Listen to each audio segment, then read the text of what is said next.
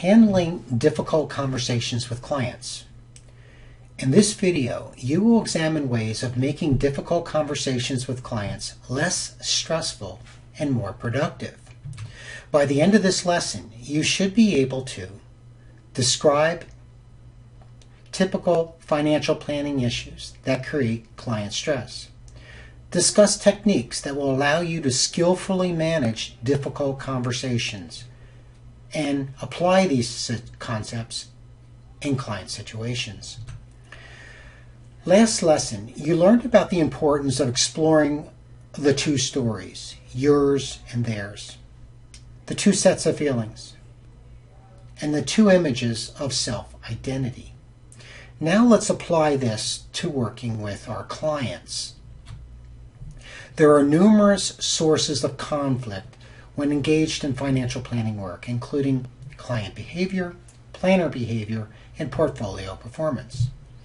The client's actions or attitudes that may cause stress on the part of the planner include a disconnect between client actions and agreed upon planning recommendations, unhealthy money habits such as overspending, unreasonable client expectations, and inaccurate or incomplete data that's provided to you by the client.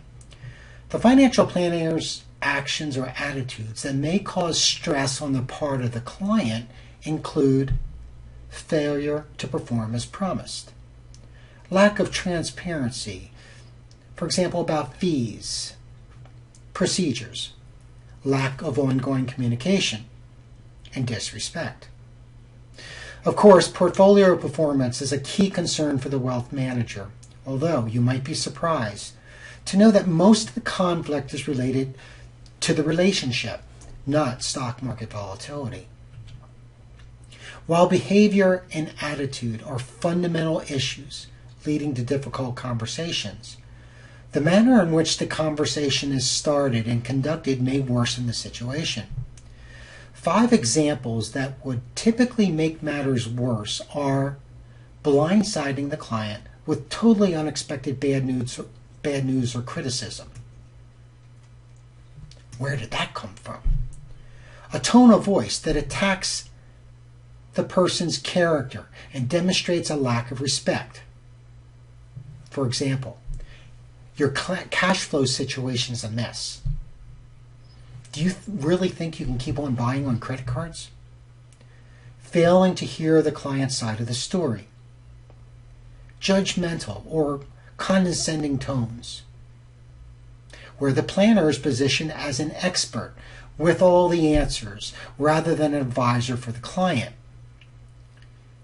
Remember, the client is ultimately in charge of their own plan, and they have the final say. Delivering bad news is never easy. However, skillful delivery can make all the difference between unresolved conflict and proactive movement forward. Holly Weeks, in the article Taking the Stress Out of Stressful Conversations, offers the following recommendations. Honor the relationship and the person. Frame the situation, and generally embrace temperance to advance the conversation. State your intention. Separate the planning issue from the person's character. Hone your communication skills, including rehearsing for those handling difficult conversations. And consider your tone of voice and your body language. And possibly address issues incrementally. Incrementally addressing the issue helps avoid the "where did that come from?" or "I feel overwhelmed" emotion. In a phased-in approach, you might raise the issue at one meeting. This provides time for personal reflection between meetings. While the subject matter might remain sensitive, the client isn't blindsided. There might still be stress, but time might mitigate that somewhat. Talk about the issues in relation to the client's prioritized goals. Following discussion or after a couple discussions, you're in a position to offer alternative solutions. Remember, it's a collaborative process. In the article, 10 Ways to Handle Difficult Conversations, Todd Smith offers similar suggestions regarding interpersonal communication acumen. Realize that you're not on the same page. There's different perceptions, interpretations of the facts, judgments about what is best. You'll notice that this suggestion is aligned with the content learned last lesson regarding the Douglas Stone book. Use a respectful tone. It's not a client character issue. Be empathetic. Remain calm and connected. Eye contact. Body language. Aim for a resolution, not a win-win scenario. That win-win scenario is echoed in an interesting interview that I conducted with Audrey W. Jones, CFP. Audrey is a fee-only financial planning professional from Florida with over 25 years of experience in the industry. She and I served together on the CFP Board's Council of Education in Washington, D.C. for a few years. Listen to her feedback concerning how she reacts to a client's bad news, which in this case is behavior that's clearly not in the client's best interest as it relates to the client's goals.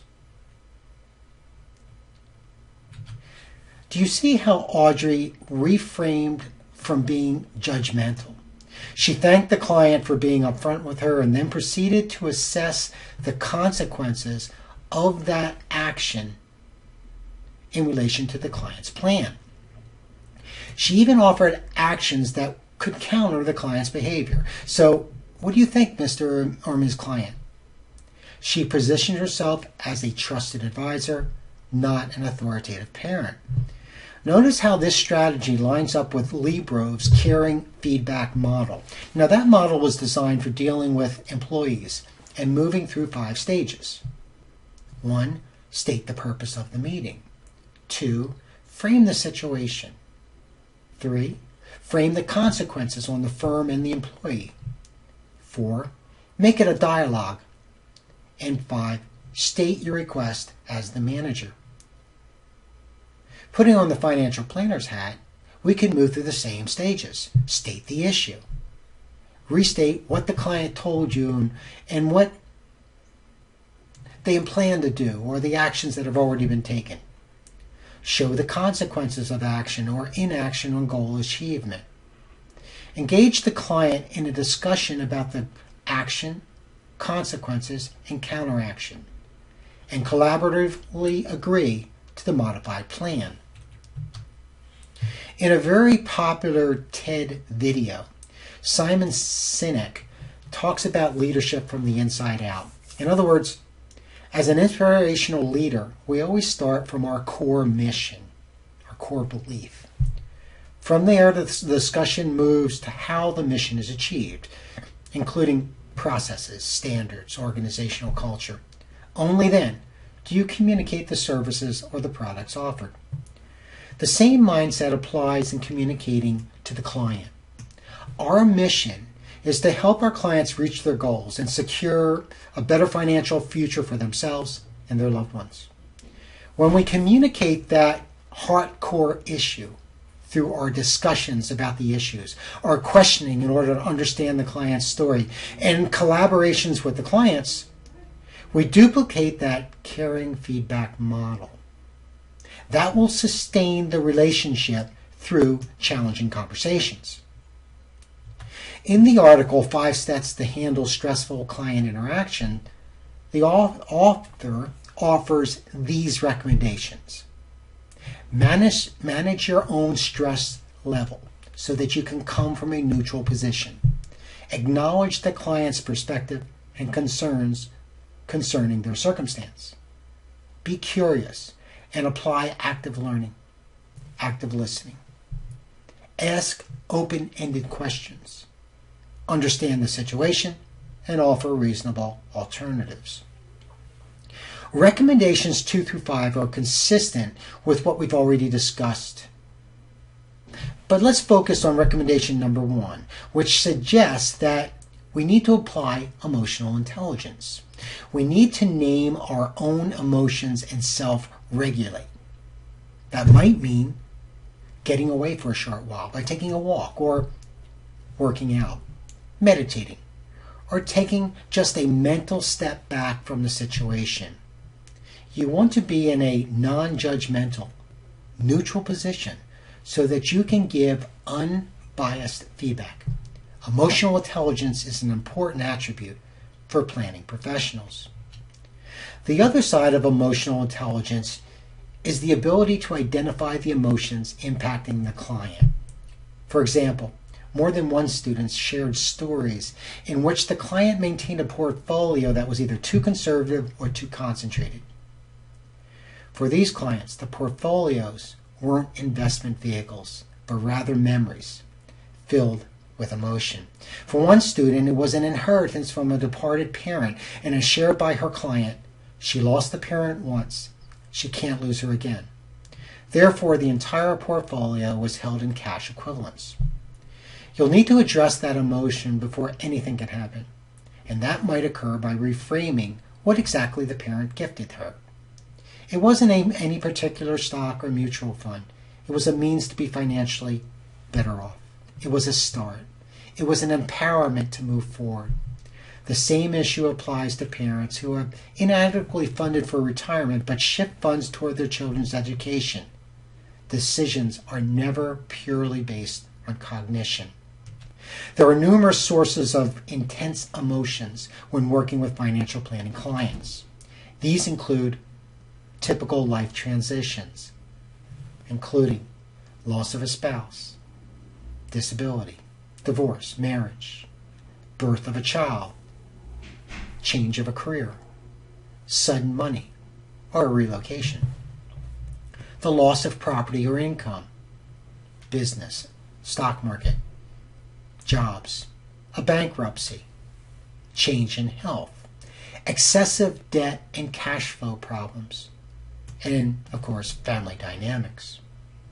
Remember, each client has different perceptions, priorities, intentions, decision-making processes and interpretation of the facts, financial experiences, feelings, and concept of self. Most stressful client conversations can be resolved. That's the good news. And evidence shows that handling those conversations only strengthen the client-planner relationship. In this lesson, you learned about sources of client stress and techniques that will enable you to manage the difficult client conversations.